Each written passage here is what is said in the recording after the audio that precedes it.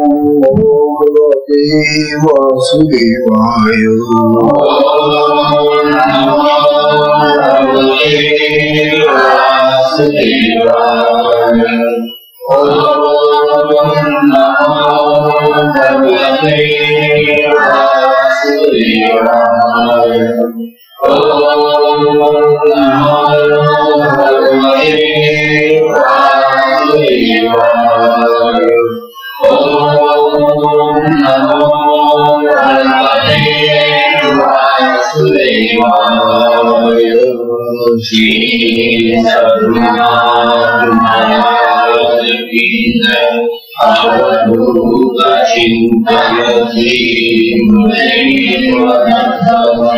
परम पूज्य श्री सद्गुरु संत ज्ञानेश्वर महाराज की जय।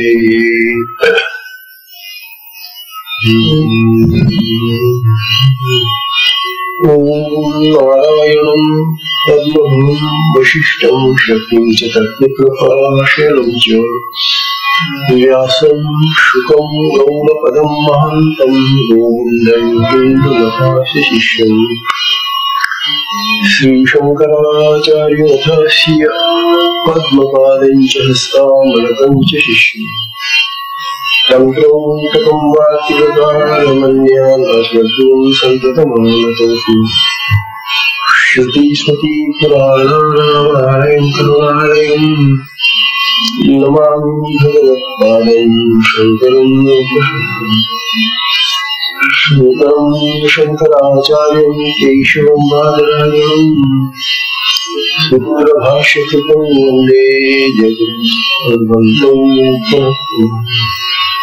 नित्यं शुद्धं निराभासं निराकारं निरञ्जनं नित्यबोधं चिदानन्दं ब्रह्मणमामि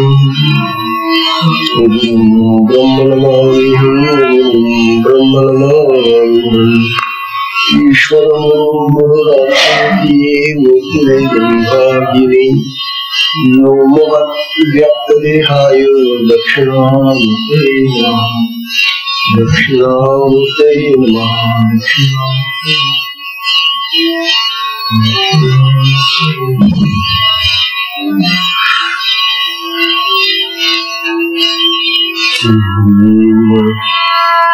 श्री सद्गुरु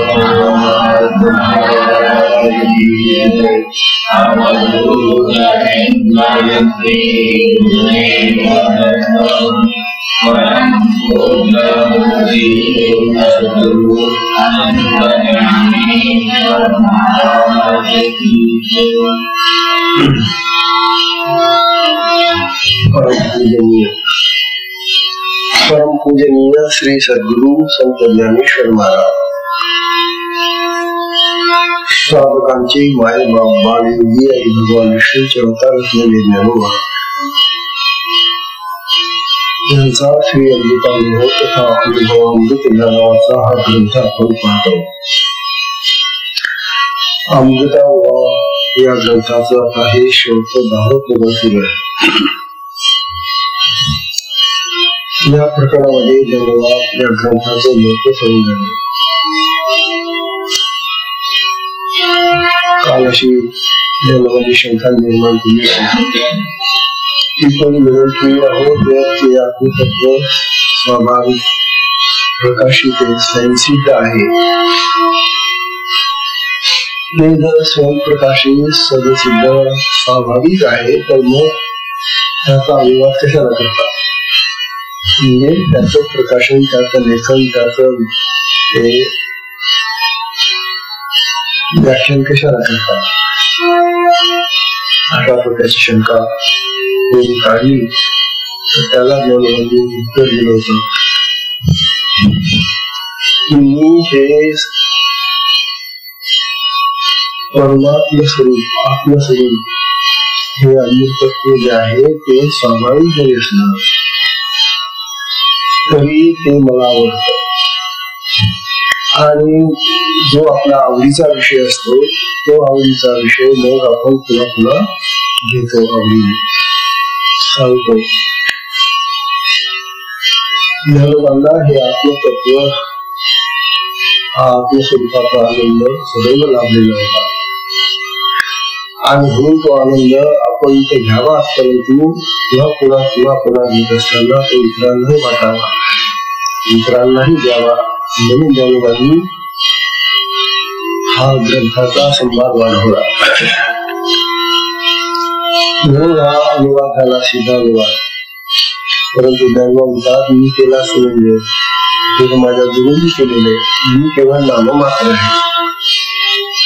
अशा प्रकारे ज्ञानोबांनी या ग्रंथाचं जे महत्व आहे ते माझ्या गुरुमुळे आहे, माझ्यामुळे नाही. अशा प्रकारचा स्वकर्तृत्वाचा भाव सोडून दिला आणि गुरुंच्या चरणी ते विलीन झालेले आहे.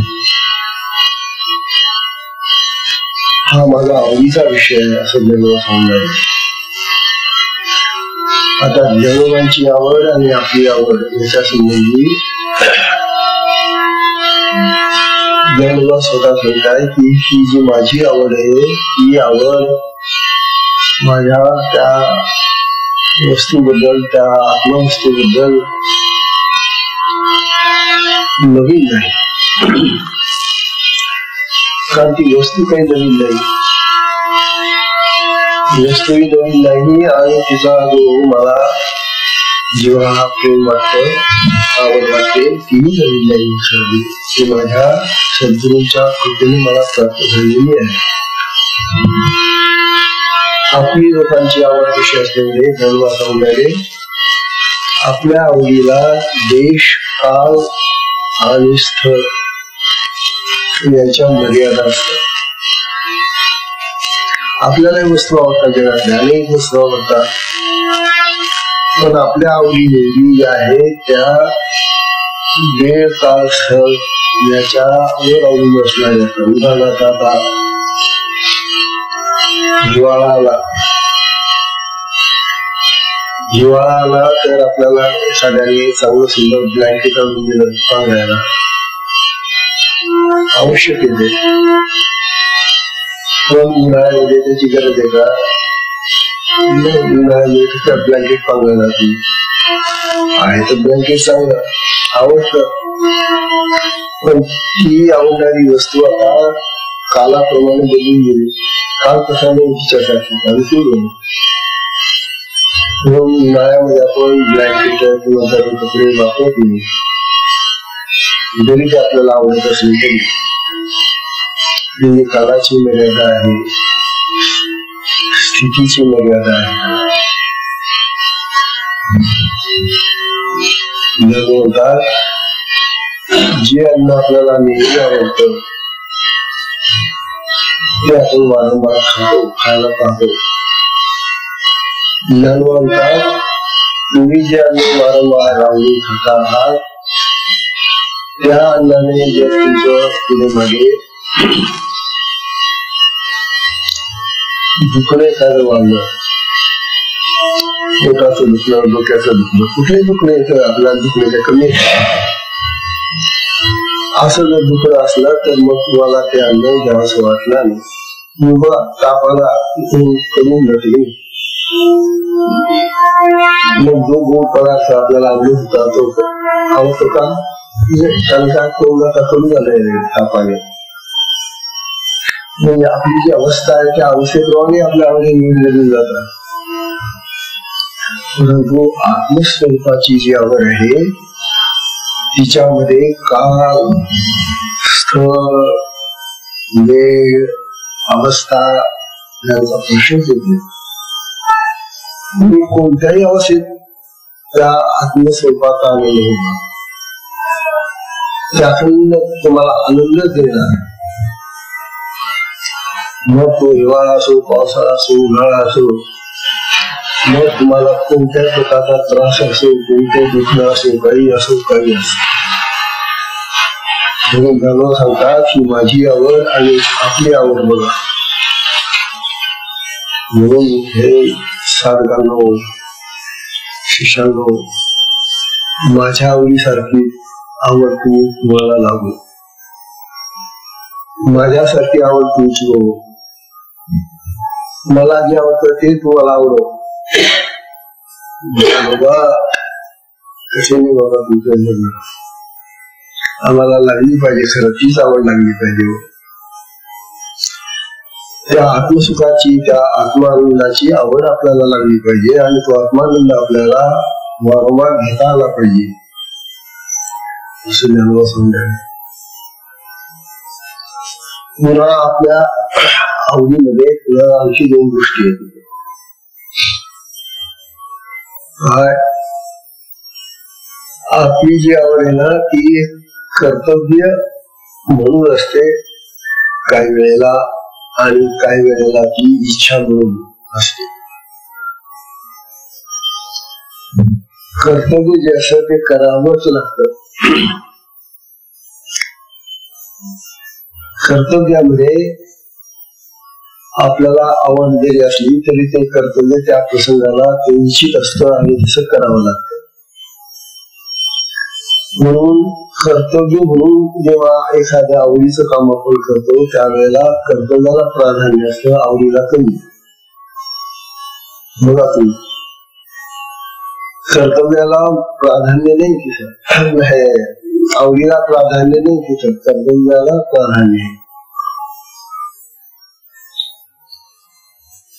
कसं काय बुवा?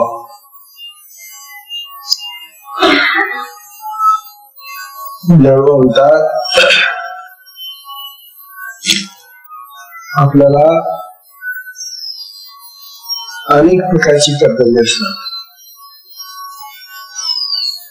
आपण प्रपंची आहोत, संसारी आहोत, आणि संसारी विषय म्हटला की त्याला अनेक प्रकारची कर्तव्य पार पाडावी लागतात.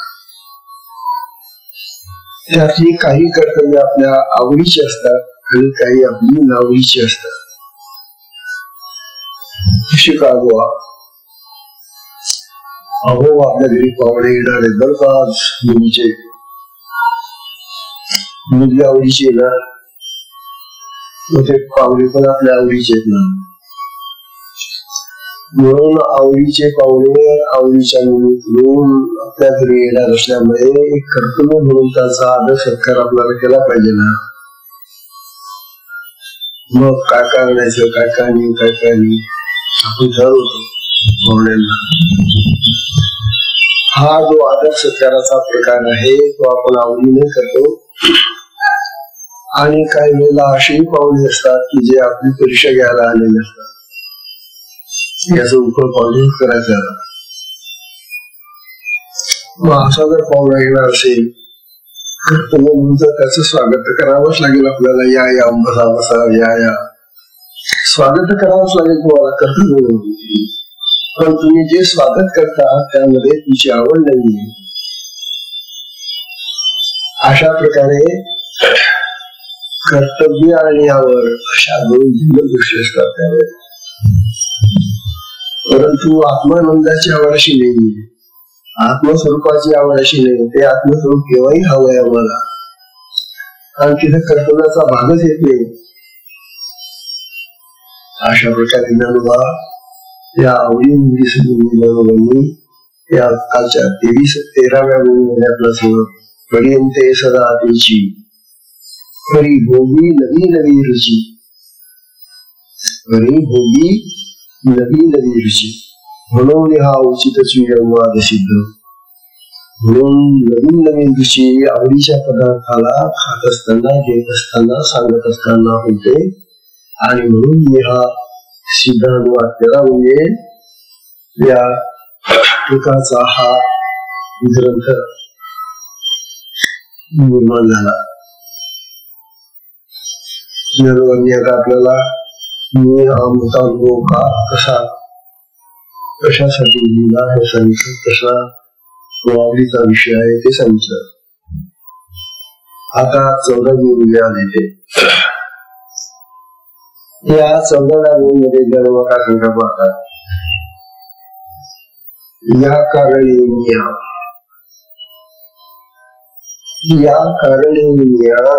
गोप्य दाविले बोलून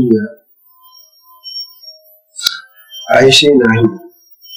या कारणे गोप्य दाविले बोलून ऐसे नाही. अपैसे प्रकाशाची. पुन्हा धर्मवाक्यात आपल्याला सांगताय की हा जो ग्रंथ आहे, हा ग्रंथ मी यासाठी नाही सांगितलं, यासाठी तुम्हाला मी तो नाही ऐकवला का, की त्यातलं जे गुप्त रहस्य आहे ते तुम्हाला बोलून दाखवावं. त्यात गुप्त काय आहे? आत्मस्वरूप गुप्त आहे ना. प्रत्येकाला आत्मा आहे, परंतु तो आत्मा प्रत्येकाचा गुप्त स्वरूप आहे. तेव्हा त्या आत्म्याचं रहस्य, गुप्त रहस्य, गौप्य, गुप्तता मी उघड तुम्हाला बोलून दाखवली की याच्यासाठी नाही, असं म्हणतात. कशासाठी नाही?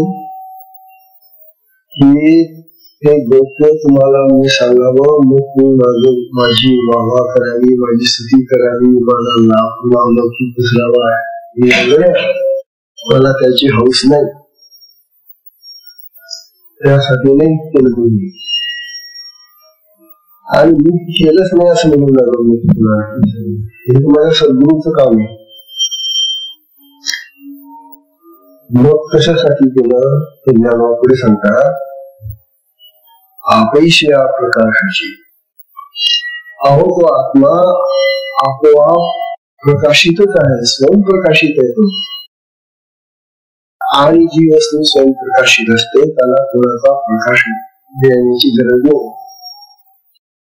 म्हणून मी गुप्त रहस्य तुम्हाला सांगितलं. त्या आत्म्याचं हे तुम्हाला पुढेही कळलं असं जरी मी हे बोलत असतो तरी. तुम्ही जर साधना करून सिद्ध अवस्थेत प्राप्त झाला असता, सिद्धी प्राप्त झाली, सिद्धी आत्मसिद्धी,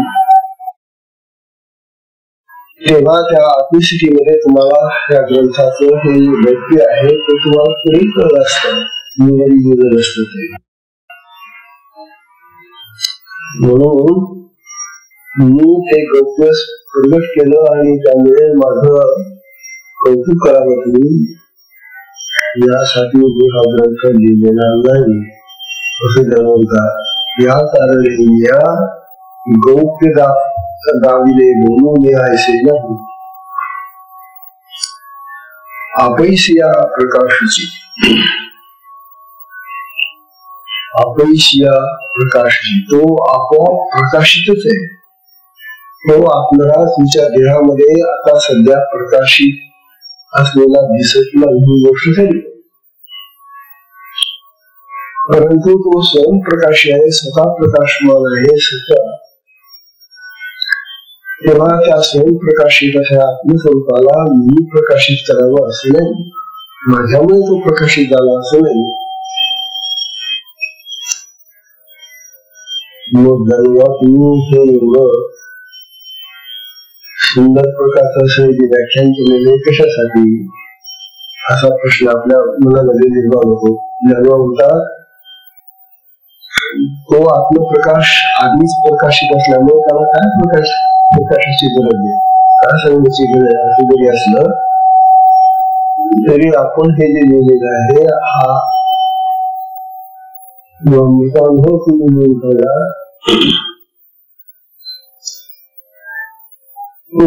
कुणाला उपयोगाला जाईल, कुणाला त्याचा लाभ होईल, कुणाला फायदा होईल.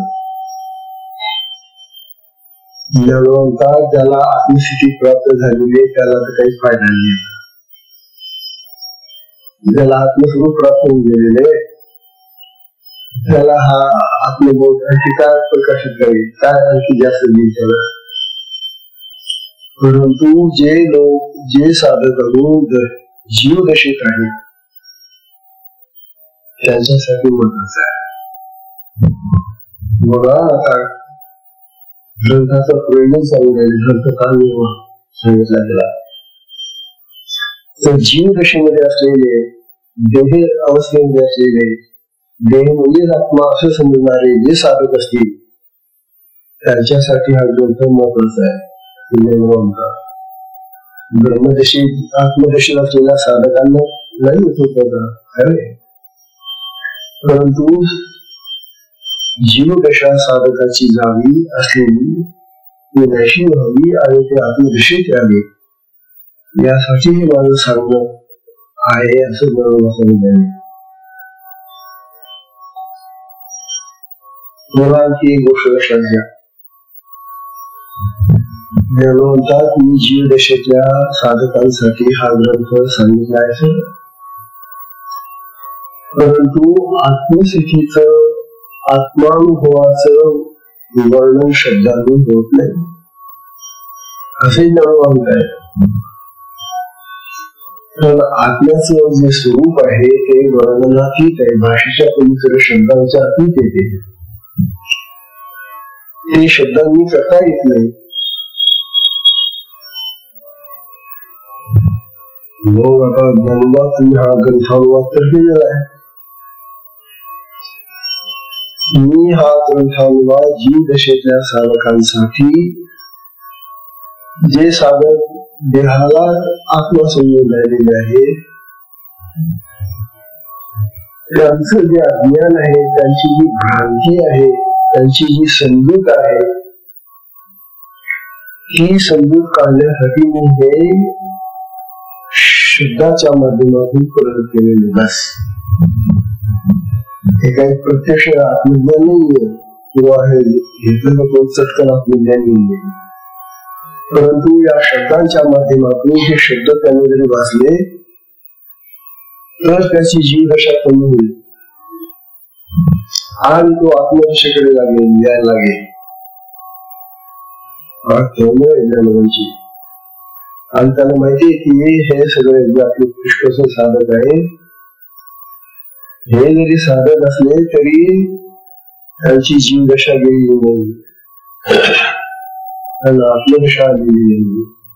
आणि आत्मदशा जोपर्यंत येत नाही तोपर्यंत सांगण्याची गरज असते ना.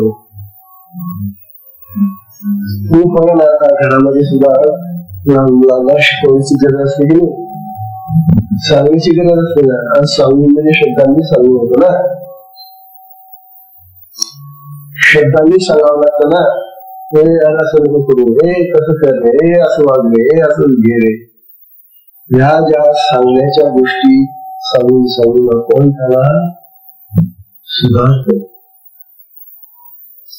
त्याला विशिष्ट कक्षेत आणण्याचा प्रयत्न करतो आपण सांगण्याने. म्हणून सांगणं सुद्धा महत्वाचं असतं. शब्द सुद्धा काही वेळेला हे असं परोक्ष ज्ञान देतात, म्हणून तेही सांगावं लागतं. म्हणून मला म्हणतात मी शब्दांच्या माध्यमातून ही गोष्ट का सांगितली, त्यांची जीवदशा अजून संपत नाही. जे संसाराच्या चक्रामध्ये गुंत आहे, त्यांच्या चित्तामध्ये भ्रम अजून आहे, किंवा ह्या सगळ्या गोष्टीतून त्यांना बाहेर काढावं आणि ते बाहेर काढण्यासाठी ह्या शब्दांचं श्रवण त्यांनी केलं पाहिजे, ऐकलं पाहिजे, पाहिलं पाहिजे. म्हणून हे ग्रंथ निर्मितीचं कार्य झालं. आता ते ग्रंथ निर्मितीचं कार्य माझ्या सद्गुरूंनी केलेलं आहे. मी म्हणून घरी कोणा तसंच ज्ञानोबांचा हा जो वाणीचा विस्तार आहे या ग्रंथ रूपाने, तो वाणीचा विस्तार साधकांच्या दृष्टीनं अतिशय लाभदायक आहे. म्हणून भगवंतात माझी ही अमृतवाणी जी आहे, दोन ऐकली, ज्याच्या ज्याच्या कानामध्ये हे अमृतुल्यसे शब्द जातील ते निश्चितपणे त्या ठिकाणी काहीतरी निर्माण करते, चांगलं निर्माण करते. बघा हा एक मोठा फायदा आहे आपल्याला. आपल्या कानामध्ये जर निश्चितपणे चांगले शब्द निर्माण राहिले तर त्या चांगल्या शब्दांनी, त्या नामांनी आपल्या चित्रामध्ये फार बदल केला जातो, मला फार बदल होतो. आणि म्हणूनच नाममार्गी पुष्कळचे संत उरलेत आपल्या देशात. ते नामावर जास्त भर देतात. गोंदेकर महाराज त्यातले होते. त्यांचा सगळा भर नामावर होता. का ते म्हणत होते की नामामध्येच तो नामी राहतो. नामी आत्मा भगवान ज्याचं नाव तुम्ही घेता तो नामी सुद्धा त्या नामामध्ये राहतो. आणि असा नाम आणि नामी हा संयुक्त शब्दाचा जो आपल्या कानामध्ये शिरतो त्यावेळेला त्या शब्दामधून शब्द तर बाहेर येतो, परंतु तो जो नामी आहे तो आत शिरतो. हे जे चैतन्य आहे ते आत येतो आणि त्याच्यामुळे आत प्रकाश होतो. आपल्या चित्तामध्ये, मनामध्ये, बुद्धीमध्ये प्रकाशित होतो. म्हणून नाम जे सुद्धा महत्वाचं आहे असं ज्ञानोबा सुद्धा म्हणून जाणवतात. वाणीचा सुद्धा हा विस्तार एवढ्यासाठीच केला आहे की वाणीच्या माध्यमाने हे जे अमृतानुभवाचे शब्द आहेत हे तुमच्या कानात जर गेले तर त्या ठिकाणी निश्चित त्यातून परिणाम घडवते आणि भरपूर कसा पाहिजे. साधक मात्र अशा निर्मळ चित्ताचा, निर्मळ भावनेचा, निर्मळ निष्ठेचा, समर्पण भावाचा, गुरुवंतांच्या श्रद्धा ठेवणारा असा साधक पाहिजे. जो साधक असा नसून ज्या साधकाच्या चित्तामध्ये निर्मळतेचं असं लक्षण दिसत नाही त्याच्या चित्तामध्ये सुद्धा त्याचं ते द्वैत जे असेल तेही नष्ट करून त्याला सुद्धा निर्मळ बनवलेले शब्द घेऊन त्यांनी असावं. म्हणून आम्ही वस्तू बोलून दाखवली आहे असं ज्ञानोबांनी शेवटी सांगितलेलं आहे. आता आपल्याला आजची 15वी ओळी आहे. ही 15वी ओळी अतिशय महत्वाची आहे. ज्ञानोबा या ओळीमधून आपलं स्वरूप सांगतायत. ज्ञानोबा तुम्ही हा ग्रंथ देऊन तर आम्हाला आता योग दिला आहे. हे आत्मसंज्ञान कशा शब्दांच्या माध्यमातून आता आम्हाला कळलेलं आहे. पण ज्ञानोबा तुमची स्थिती कशी काय होईल म्हणून साहजिकच आपल्याला जाणण्याची इच्छा होते. तुम्ही कसे आहात हे तरी सांगा मला. मग ज्ञानोबा म्हणतात हे बघा माझ्याबद्दल जाणायचंय का तुम्हाला. मग ज्ञानोबा सांगतात 15वी ओळी. 15व्या ओळीमध्ये ज्ञानोबा सांगायले आम्ही पूर्ण अहंता वेठलो. बघा ही सुंदर ओळी. आम्ही पूर्ण अहंता वेठलो. आम्ही पूर्ण अहंता वेठलो. संघ आम्हीच दाखलो. संघ आम्हीच दाखलो. मा लोकलो ना प्रगटलो कोणा होऊ. मा लोकलो ना प्रगटलो कोणा होऊ. आम्ही पूर्ण अहंता वेठलो. संघ आम्हीच दाखलो. मा लोकलो ना प्रगटलो कोणा होऊ.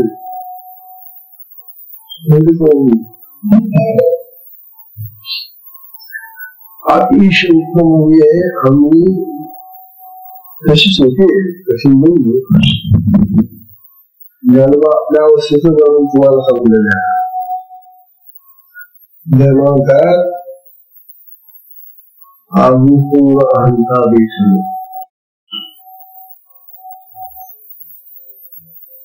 ज्ञानोबा आता जो माझा अहम होता ना आता प्रत्येकामध्ये हा अहम का आपले अंतकरणामध्ये जी चार इंद्रिय आहेत अंतकरणाची त्यामध्ये मन एक आहे, बुद्धी आहे, चित्त आणि अहम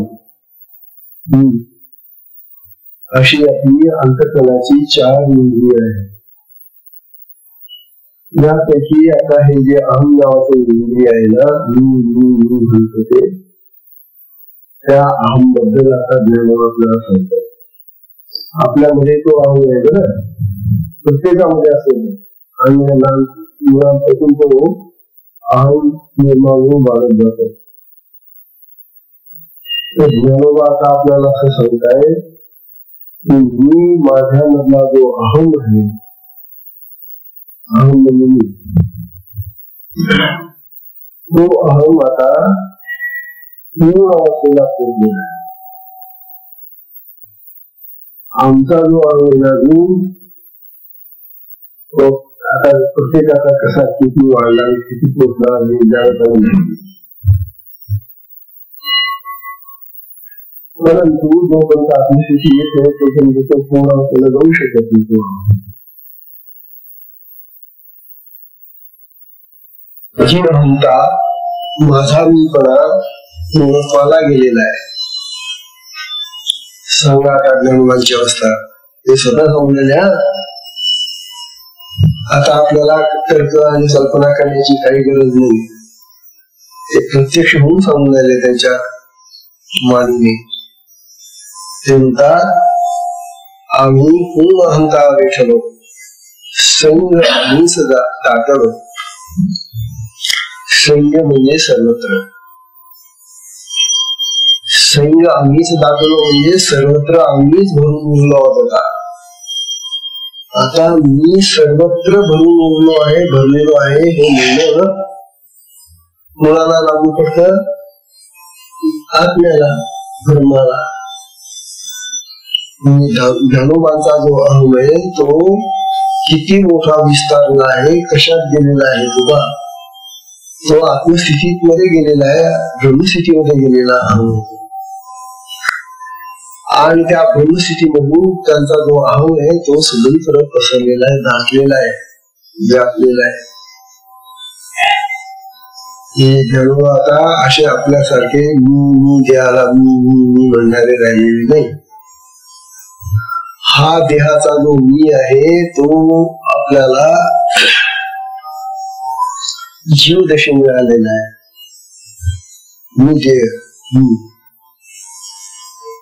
ज्ञानोबाची जीवदशा कधी संपलेली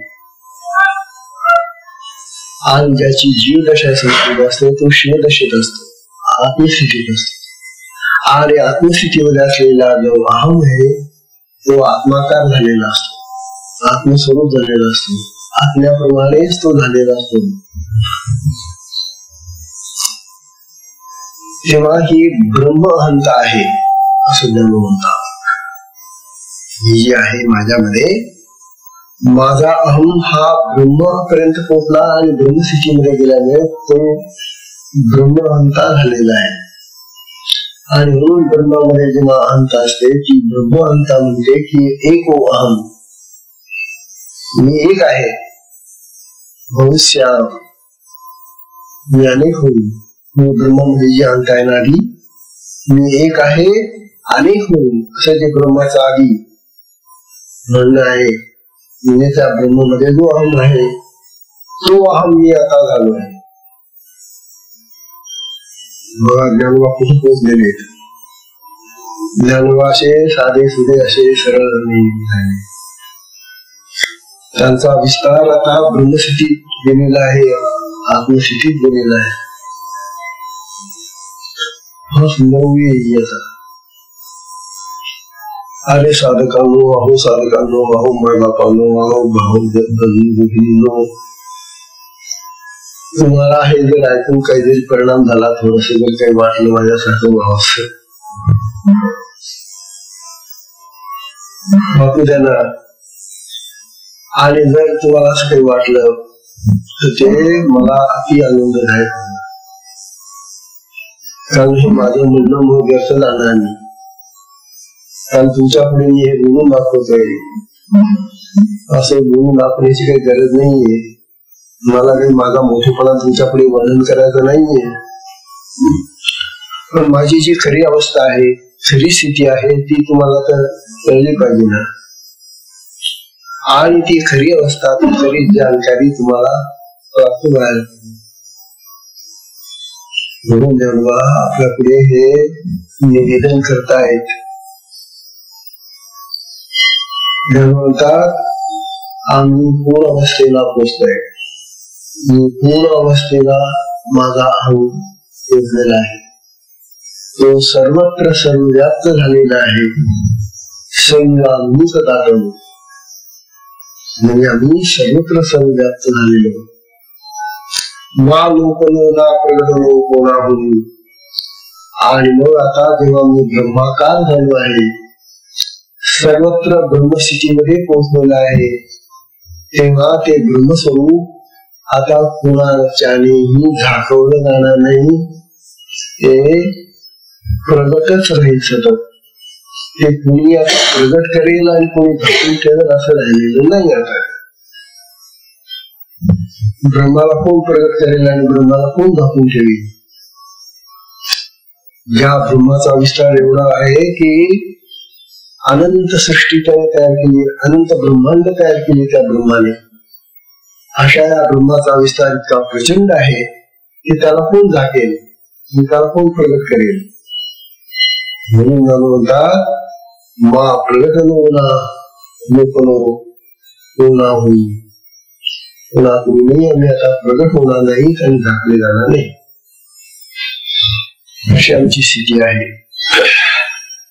लक्षात घ्या ज्ञानोबा काय अवस्थेत आहे, कोणत्या अवस्थेतून ते आपल्याला हा बोध देत आहेत. लक्षात घ्या. हे ऐकलं परम भाग्याचं आहे. ज्याला हे ऐकायला मिळालं तो फार भाग्यवान, काहीतरी पुण्यवान असलं पाहिजे. कारण हे असल्या प्रकारचं विधान आजपर्यंत कोणीही कोणत्याही भगवंतांनी केलेलं नाही. प्रभू रामचंद्राने तर कधीच असं दिलं नाही. भगवान श्रीकृष्णाने पुष्कळ सांगितलं असेल अर्जुनाला त्या, पण तो हा जो बोध आहे अशा प्रकारे ज्ञानोबांचं हे जे सांगणे हे आपल्या साधकांसाठी, शिष्यांसाठी, त्या परमार्थाच्या मार्गातल्या लोकांसाठी आहे. तसं पाहिलं तर सगळ्यांसाठी, जे पण सगळ्यांना उपयोग नाही राहते, सगळ्यांसाठी आहे. परंतु सगळ्यांना त्याचा फायदा नाही घेता येणार. कारण हे अन्न खाण्यासाठी काहीतरी पूर्वतयारी लागते.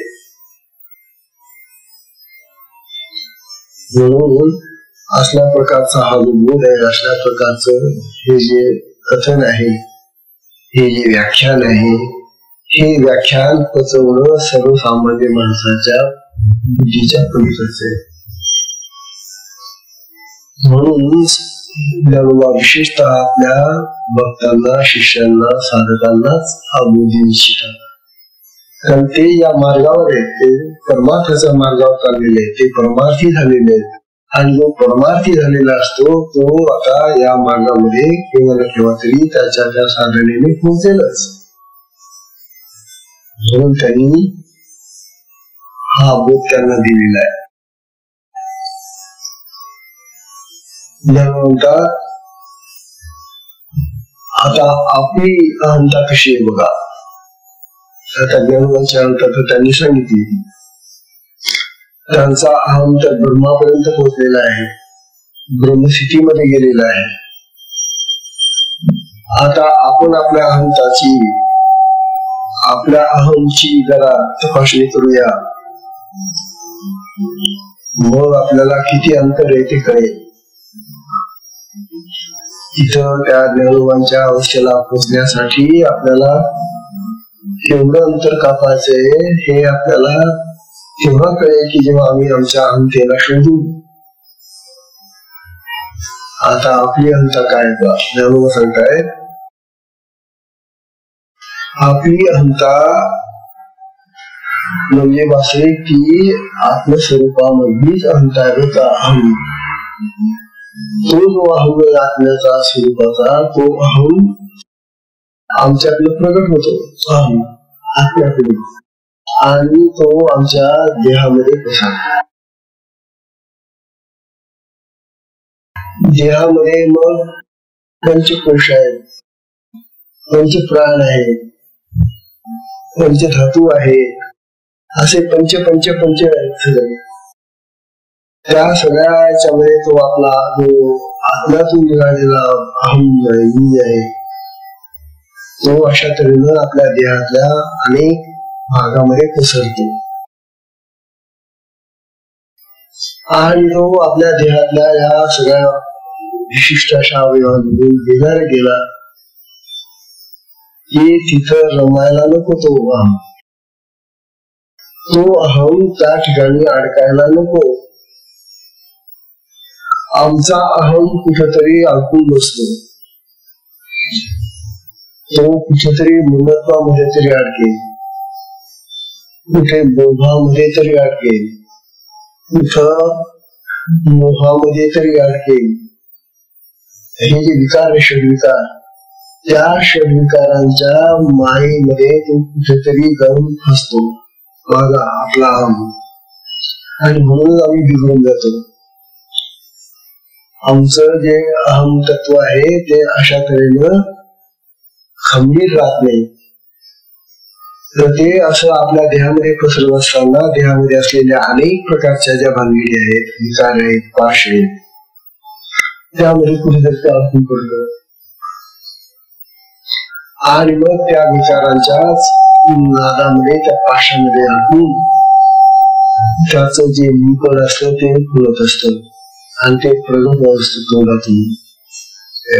माझ्यासारखा कोण आहे गावामध्ये, माझ्यासारखा श्रीमंत कोण आहे, माझ्यासारखा बुद्धिमान कोण आहे, माझ्यासारखा नावलौकिक कोणी मिळवला. नाना प्रकारच्या अशा ह्या ज्या गोष्टी आहेत ना, सगळ्या त्याच्या मुखातून बाहेर पडतात. त्याचा अहम असा प्रयोग होतो. ज्ञानोबांचा अहम अशा कुठल्याही गोष्टीशी नाही, यापैकी कुठल्याही गोष्टी ज्ञानोबांचा अहम गेला नाही. ज्ञानोबांचा अहम जो शरीराच्या बाहेर पडला पंचकोशातून किंवा या सगळ्या देहातून इंद्रियातून, तो थेट ब्रह्मस्थितीपर्यंत जाऊन पोहोचला, आत्मस्थितीपर्यंत जाऊन पोहोचलेला आहे. आमचा अहम त्या इंद्रियांच्याच मायेजाळामध्ये फसून जातो आणि आत्म्यापासून खूप लांब राहून जातो. आत्मस्थितीकडे यायला त्याला वाट सापडत नाही. म्हणून ज्ञानोबा सांगून राहिले, हे साधकांनो, माझी अवस्था मी आता तुम्हाला सांगून झालेली आहे. माझ्या अवस्थेचा आता हा सांगण्याचा परिणाम जर तुमच्यावर काही होणार असेल तर तो असा होऊन द्या की अगोदर, सगळ्यात अगोदर तुमची देह अंता सुरू द्या. कारण ती अतिशय महत्वाची गोष्ट आहे. देह अंता म्हणजे मी देह आहे, मी. हा जो देहाभिमान, देहाचा अहंकार, देहाचा गर्व हा सुटला पाहिजे. महाराज ही गाठ फार पक्की आहे, दुसऱ्या गाठी सोडणं सोपं आहे, परंतु अहंकाराची जी गाठ पडलेली आहे ना, ती त्या रेशमाच्या गाठी सारखी असते. रेशमाची गाठ एकदा बसली जल्दी सुटत नाही. तशी ही आमची अहंपणाची जी गाठ आहे, ही गाठ या शरीराच्या मध्ये असलेल्या अनेक विकारांच्या मध्ये ती राहते, पाशामध्ये अडकते आणि अशी पक्की बसून जाते की ती काही लोक सुटत नाही. आणि अहम जर सुटला नाही महाराज, अहंता जर आमची गेली नाही, अहंता आमचा बुडाला नाही, नाहीसा झाला नाही, तर आत्मस्थितीकडे जाणं बंद.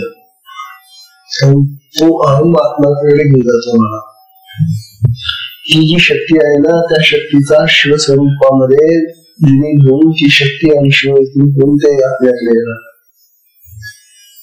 तेव्हा ज्ञानो म्हणतात, अनात्म पदार्थामध्ये गुंतू नका. फार महत्वाचं आहे. अनात्म म्हणजे ज्यामध्ये आत्मस्वरूपाचा लाभ होत नाही असे जे पदार्थ आहेत त्यामध्ये अडकू नका. हा पैसा, अडका, नाम, कीर्ती, अनेक गोष्टी ह्या अनात्म वस्तू आहेत. याच्यामध्ये तुम्ही अडकला तर फसला. मग ती अहंता काढता काढता मुश्किल. अनात्म वस्तूमध्ये गेलेली अहंता काढून टाकता येत नाही लवकर. म्हणून म्हणतात ज्याची अहंता अनात्म वस्तूमध्ये, विकारांमध्ये, ममतेमध्ये, मायेमध्ये फसलेली आहे, ती अहंता त्याला बाजूला करता येणार नाही आणि मग त्याला परमात्मा रस्ता सापडत नाही.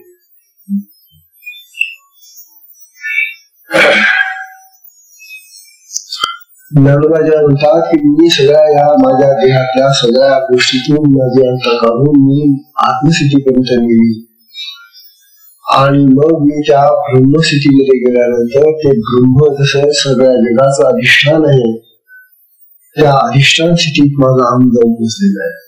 मी सगळ्या जगाचं अधिष्ठान आहे. आता समजा मीच दाखवलो, मी सगळीकडे भरलेलो आहे, मी सगळीकडे व्याप्त आहे. हा जो ज्ञानोबाचा विचार आहे तो फार महत्वाचा आहे. आपला विचार आणि ज्ञानोबाचा विचार याच्यामध्ये कसा फरक आहे.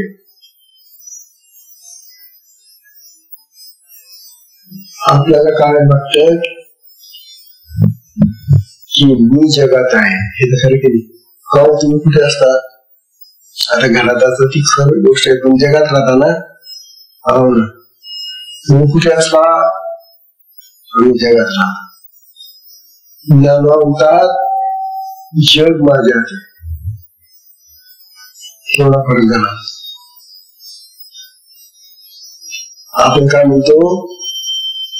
आम्ही जगात आहोत, आहे ना. सगळ्यांचं हेच आहे ना. मग गाव कुठे असं जगात आहोत ना, पण काही जगात बाहेर गेलो का? म्हणजे आम्ही जगात आहोत. म्हणजे तुमची अहंता अजून जगापुरतीच आहे, घरापुरतीच आहे, संसारापुरतीच आहे मर्यादित. ज्ञानोबांची अहंता तशी राहिली. ते म्हणतात हे सगळं जग माझ्यामध्ये आलं आहे. मीच आता एवढा वाढलो, इतका पसरलो आहे की सगळं जग माझ्यामध्ये आलेलं आहे. ही अहंता खरी अहंता आहे.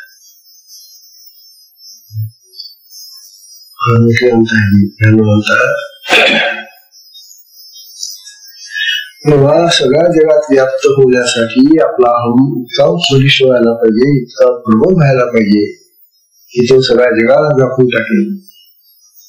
असा अहम निर्माण करा आणि मग कधी तो लुप्त होणार नाही, झाकला जाणार नाही. असा जो मोठा अहम होतो तो कधी झाकला जात नाही. आमचा अहंकार झाकलेला असतो. हा तुम्ही आता माणसं म्हणून आपल्याला असं काहीतरी सांगतात, काही नाही भाऊ आम्ही काय गेली म्हणून भाऊ तसं तसं तसं असं भासवतात ते. पण अंतःकरणाने तसे नसतात ते. अंतःकरणाने त्यांचे विचाराच्या उलटे असतात काही वेळेला. म्हणून या ठिकाणी ते आपला अहम लपून ठेवतात, आहे की नाही. आणि मग असा एखादा सापडला दिसला घरी, ते त्याच्या पुढे तो उघड करतात. माझ्या पुढे का तू बोलशील का? ते उघड होतो त्याचा अहम. म्हणजे कुठे गुप्त असतो आणि कुठे प्रगट होतो, असा आपला अहम आहे. ज्ञानोबाचा अहम आता कुठे प्रगट नाही ना कुठे गुप्त नाही, तो सगळीकडे प्रकाशित आहे. कोण प्रकाशित होतो? लोक लहान प्रगटलो निर्विचने बाबा. तेव्हा अशा स्थितीत चला, अशा स्थितीत चला, अशा स्थितीत चला, हे देवाला पुन्हा पुन्हा सांगायचे. सत्संगाची वेळ संपून गेली, पुढची ओळी आता आपल्याला 16वी ओळी येते. आता इथून ज्ञानोबा आपल्याला आणखी काहीतरी सांगणार आहे जाता जाता. महत्वाचा विषय आता आहे हा ऐकण्यासारखा आहे, ऐकलाच पाहिजे. आणि ज्याच्या प्रारब्धामध्ये हे ऐकण्याचं भाग्य असेल त्याला हे ऐकलं नाही. प्रारब्धाची गती फार भिन्न असते, वेगळी असते. आपली काही जरी इच्छा असली तर प्रारब्धापुढे आपल्या इच्छा चालत नाही. प्रारब्धाला आपल्याला शरणच जावं लागतं. तेव्हा आजच्या सत्संगाला विश्राम देऊया. सत्संगाची वेळी संपलेली आहे म्हणून सत्संगाला विश्राम देऊया. हरि ओम.